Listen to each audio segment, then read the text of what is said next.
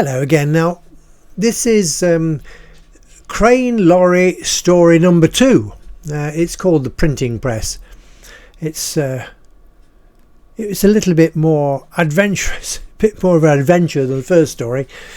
But the crane explodes in this story. Quite amazing, really. So, Printing Press story number 2. The crane was asked to do too much and it just wouldn't stand it. So this is how it happened. Hope you enjoy this story. We're going to begin. This is the second story in the series from The Crane Lorry, taken from It's a Rum Life, Book 4, Volume 1, Northcote 1984 to 1994. The date of the story is 1984, and this is The Printing Press. As time went by, I became more and more used to just what the crane was actually capable of. Rundles were not used to not actually being able to do anything at all. No job was reasonably refused. In the home yard, I'd found out that the lorry could be tipped over by the crane even with its outrigger legs fully extended. These legs extended on the side of the lift to counteract the effort of the crane at full extent. The crane was so powerful it could at full stretch manage to tip the lorry to 45 degrees if the load on the crane was sufficient. On this memorable day, I had travelled to St Neots in Cambridgeshire to collect a printing press for delivery to Sleaford on my way back. The press was heavy and had been rolled out of its factory location by 2 forklift trucks. It was about 10 feet wide and 15 feet long, a mass of rollers and wheels encased in heavy steel. I estimated it would weigh 4 tons and affixed 2 of my strongest lifting straps. The lorry crane was rated, that is, manufacturer's maximum lifting design and capacity, at 5 tons. I manoeuvred the lorry right alongside the crane so the jib would be bent double for the lift, using its maximum capacity. Problem 1 was that we, that is, me, the lorry and the machine, were still under a low roof of some 12-foot clearance. This meant that the crane jib could not be actually doubled over like one's elbow to give me maximum capacity of lift. If I left the jib bent as I lifted, it would go up and penetrate the roof above. I had to compromise. I gave it a try, and revving up the lorry engine to make the hydraulic pump work harder, I began to lift. I managed to get the thing well off the ground and rising when there was a large, sharp bang. One of the lifting straps snapped in 2 pieces. The machine immediately sagged dangerously, and I quickly lowered it back to the ground. That's one benefit with the hydraulic crane. It reacts quickly and response to controls is rapid. A good job in this case, as the machine could have been badly damaged if dropped from a height. I now knew the thing weighed more than 4 tons. My second attempt had drawn quite a crowd. Everyone in the works seemed to be taking their morning break at the same time, and early, to watch my antics that promised to be most entertaining. I added a third strap. These thick man-made fibre lifting straps are officially tested and guaranteed to lift the required weight they stipulate. So with 3 I was covered for 6 tons. All was ready, and after careful double and 3 times checking everything was ready, the lift began. I had the lorry so close there was no more than an inch between it and the machine. I had the jib cranked double at its maximum lift capacity and revved the engine to maximum speed. The pump beneath the gearbox was rattling away, and with an extra roar from the lorry engine, the machine rose steadily and slowly until it was virtually level with the lorry body. All I had to do then was swing it aboard. On reflection, perhaps I took it just too slowly. Perhaps I should have just gone for it and lifted the thing rapidly and plonked it down on the lorry. The straps were fine this time, but the machine never made it. Perhaps on reflection it was that swing request that did it, that little extra bit of effort I demanded that was the straw on the camel's back. Quite suddenly, just as I was about to swing the machine, there was an enormous bang, and the printing machine gently subsided back onto the ground.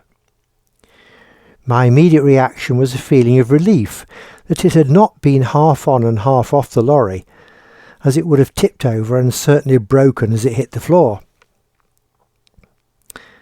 I had lost all power.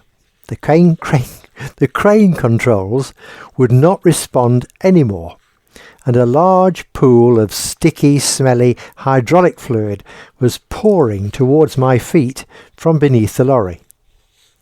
No, it was not just a hydraulic pipe. The whole hydraulic pump had burst its casing, and the large bang, like a grenade, had been the explosion that had spread small pieces of pump casing, valves, springs, and goodness knows what else over a wide area beneath the lorry.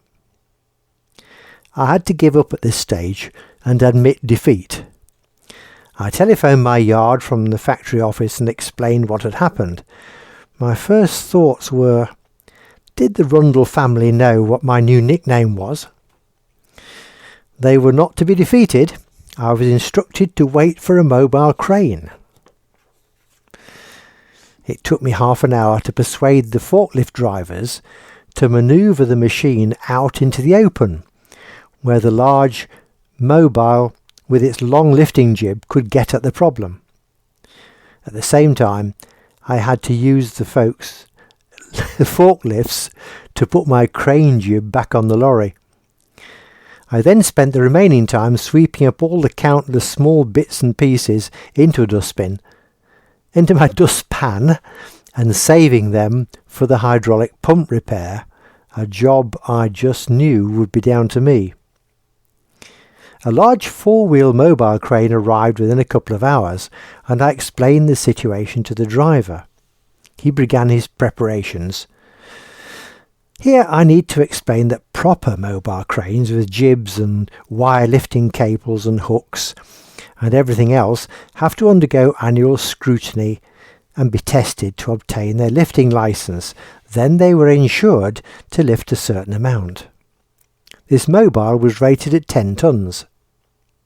They also have a weight sensor, and if exceeding their limit at a certain angle of lift, a bell rings to warn the driver he is exceeding his lift capacity. The bell began to ring, and the machine was barely off the ground. The driver proclaimed that my machine weighed 10 tons, and he could only lift it with the jib straight up. I had to be ready to drive beneath the machine as he lifted it, just sufficient to get under with the lorry. I'd been on site for 4 hours, but it was on, and I left for Sleaford after reporting in once again and asking for a mobile at the other end that could lift more than 10 tons.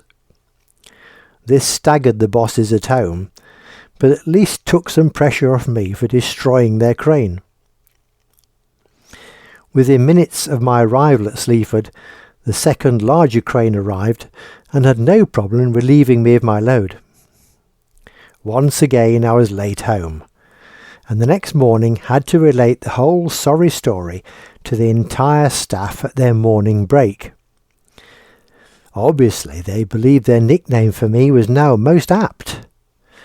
They could not wait to see what was to happen on my next expedition. There we are. I hope you've enjoyed this story. Brought to you by Cracker Books, written and read by Keith Sanders. There we are, printing press story number 2. As I mentioned, I had to get a mobile crane to unload this printing press at Sleaford, and then made my way home, and then the next day of course, I had to repair the crane.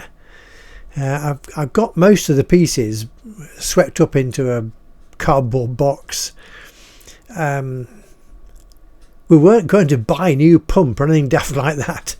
I had to repair it somehow. I don't know where the casing came from or whatever. I can't remember all the ins and outs. But I spent a couple of days trying to rebuild this pump. Maybe we got something on the job second hand that was nearly there and had to just be adapted to fit.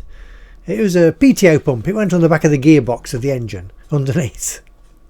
That's why it's scattered bits all over the place. Anyway, I hope you enjoyed that. Now don't forget, where's my arm? This one, right? Okay. Now, if you like the story, please think about giving us a like, and think about subscribing to the channel, because it helps us a lot, and YouTube will let you know when there's anything new on the go. And what about sharing it with your mates? You know, pass the story around the world. That would help us a lot too. I do hope you enjoy these stories. The next one, the third and final printing press story, is a bit dramatic. It's not for the faint-hearted. That'll come up in a few days. There we are, so hope you enjoyed that, and until the next time, cheerio.